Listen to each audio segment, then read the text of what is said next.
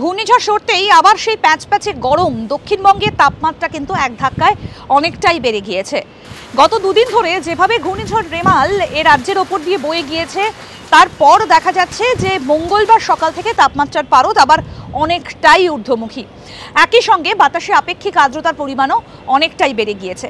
এমনকি উত্তরবঙ্গের জেলাগুলিতে বৃষ্টির পূর্বাভাস থাকলেও দক্ষিণবঙ্গের জেলাগুলোতে সেই প্যাচপ্যাচে গরম। উত্তরবঙ্গের জেলাগুলোর জন্য ভারী বৃষ্টির পূর্বাভাস থাকলেও দক্ষিণের জেলাগুলোতে সেভাবে কিন্তু আপাতত বৃষ্টিপাতের কোনো সম্ভাবনা নেই। বিক্ষিপ্ত জায়গায় দক্ষিণবঙ্গে বৃষ্টি হতে পারে, কোথাও কোথাও একটা বৃষ্টির সম্ভাবনা উকি দিচ্ছে। এবং একই সঙ্গে আপনাদেরকে জানাই যে উত্তরবঙ্গের কোন কোন জেলায়, উত্তরবঙ্গের কোচবিহার, আলিপুরদুয়ার, জলপাইগুড়ি এবং এর পাশাপাশি কিন্তু মঙ্গলবার 28শে মে এবং বুধবার 29শে মে ঝোড়ো হাওয়ার সঙ্গে একটা বৃষ্টিরও পূর্বাভাস রয়েছে। এবং দার্জিলিং, কালিম্পংয়ে ঝোড়ো হাওয়া এবং সঙ্গে বজ্রবিদ্যুৎ সহ বৃষ্টির একটা পূর্বাভাস দেওয়া হয়েছে। এদিকে শেষ দফা ভোট রয়েছে, আমরা সবাই জানি যে আগামী শনিবার অর্থাৎ 1 তারিখ 1 জুন শেষ দফার ভোট রয়েছে। শেষ দফার ভোট শহর কলকাতা অর্থাৎ দক্ষিণবঙ্গের বেশ কয়েকটা জায়গাতে কিন্তু রয়েছে ভোট। এবং সেই এক দফা ভোটের দিনেও কিন্তু অর্থাৎ শেষ দফা ভোটের দিনেও কিন্তু বজ্রবিদ্যুৎ সহ একটা বৃষ্টির সম্ভাবনা রয়েছে বিক্ষিপ্তভাবে। দক্ষিণের যে জেলায় ভোট রয়েছে সেই জেলাগুলো যেমন বৃষ্টির দাপট থাকবে বলে আলিপুর আবহাওয়া দফতরের তরফ থেকে জানানো হয়েছে, তেমনি একই সঙ্গে রেমালের প্রভাব কাটতেই কিন্তু তাপমাত্রার পারদ আবার ঊর্ধ্বমুখী শহর কলকাতার সহ দক্ষিণবঙ্গের বেশ কয়েকটা জেলাতে।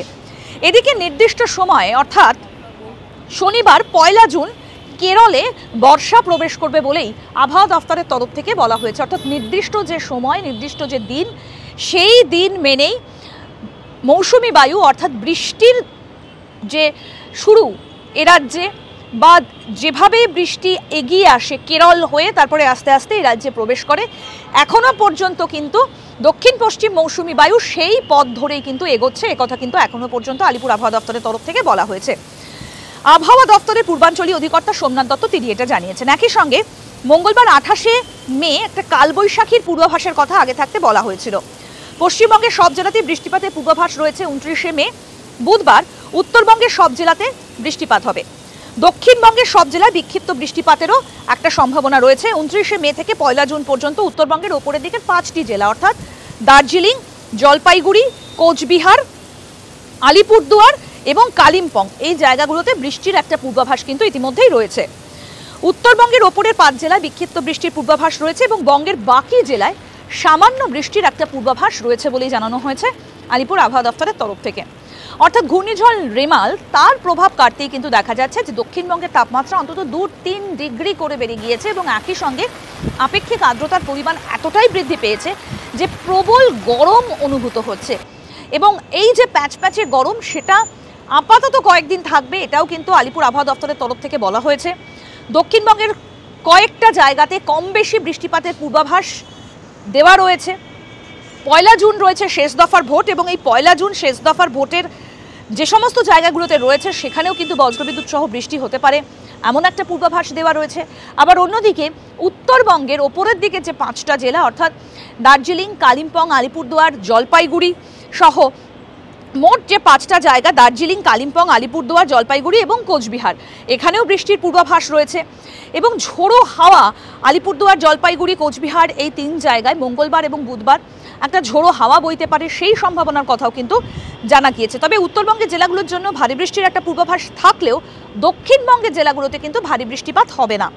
এবং ঘূর্ণিঝড় সরতেই তাপমাত্রা অনেকটা বেড়ে গিয়েছে, কোথাও 3-4 ডিগ্রি বেড়েছে, কোথাও আবার 4-5 ডিগ্রি করে বেড়ে গিয়েছে। এবং একই সঙ্গে আপেক্ষিক আর্দ্রতার পরিমাণ বেশি থাকায় একটা অস্বস্তিকর আবহাওয়া রয়েছে, একটা গুমোট ভাব রয়েছে এবং যার ফলে প্রচণ্ড গরম একটা অনুভূত হচ্ছে, ঘাম হচ্ছে প্রচুর পরিমাণে। উত্তরবঙ্গের জেলাগুলোর জন্য ভারী বৃষ্টির পূর্বাভাস থাকলেও দক্ষিণবঙ্গের জেলাগুলোতে কিন্তু এই মুহূর্তে তেমন একটা ভারী বৃষ্টির পূর্বাভাস নেই। এবং কলকাতাতেও কিন্তু একটা বাতাস বইবে সেটা বলা যেতে পারে এবং সন্ধ্যের পর এই বাতাসটা বইবে এমন একটা পূর্বাভাস দেওয়া হয়েছিল। তবে কালবৈশাখী হতে পারে সেই রকম একটা সতর্কতাও কিন্তু ইতিমধ্যেই আবহাওয়া দফতরের তরফ থেকে জানানো হয়েছে।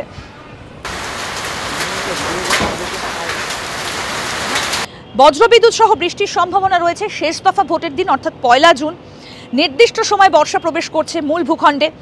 তারপরে রাজ্যে কবে বর্ষা ঢুকবে সেই বিষয়ে কিন্তু একটা স্পষ্ট বার্তা এখনো পর্যন্ত দিতে না পারলেও মনে করা হচ্ছে যে সময়ের সঙ্গেই বর্ষা ঢুকবে। এরকম আরও আপডেট পেতে দেখতে থাকুন আজ তাক বাংলার ইউটিউব চ্যানেল, সাবস্ক্রাইব করুন।